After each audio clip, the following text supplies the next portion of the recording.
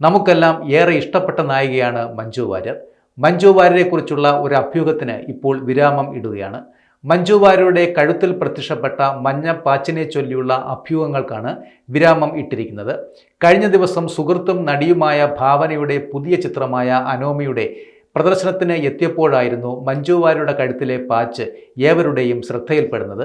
ഇതേ തുടർന്ന് താരം ശസ്ത്രക്രിയയ്ക്ക് വിധേയമായി എന്ന തരത്തിലുള്ള പ്രചാരണങ്ങൾ സമൂഹ മാധ്യമങ്ങളിൽ ശക്തവുമായിരുന്നു.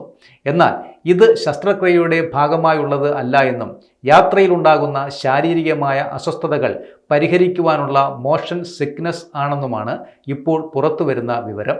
യാത്രക്കിടയിലുണ്ടാകുന്ന ഛർദി, തലകറക്കം തുടങ്ങിയ ബുദ്ധിമുട്ടുകൾ ഒഴിവാക്കുന്നതിനായി സാധാരണ ഇത്തരം പാച്ചുകൾ ഉപയോഗിക്കാറുണ്ട്.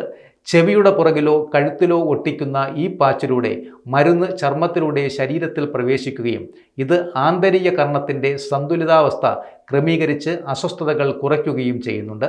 വെള്ള നിറത്തിലുള്ള ടീഷർട്ടും പാൻസും ധരിച്ച് അതീവ സ്റ്റൈലിഷ് ലുക്കിൽ സുഹൃത്തിന് പിന്തുണയുമായി എത്തിയ മഞ്ജു വാര്യരുടെ ദൃശ്യങ്ങൾ ഇതിനോടകം തന്നെ സമൂഹ മാധ്യമങ്ങളിൽ വൈറലുമായിരുന്നു.